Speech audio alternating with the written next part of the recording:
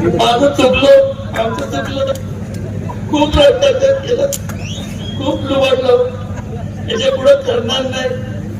पण यावेळेला मला संधी द्या. आता ज्यांनी तुम्हाला चिरडण्याचं काम केलं त्यांना त्या पक्षाला चिरडण्याचं काम आता तुमच्या हातून झालं पाहिजे, एवढं लक्षात घ्या.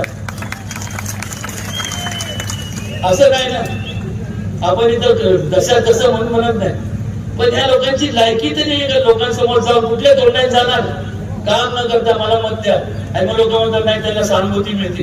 वा, असे प्रकारे सहानुभूती हे काय करणार, असं करणार बघू. आता देवेंद्रजींना थोडस दाखवलं, त्याला तरी वाटते ना माझं माझं चुकलो, आमचं चुकलं, खूप भ्रष्टाचार केलं, खूप लुबाडलं, याच्या पुढे करणार नाही.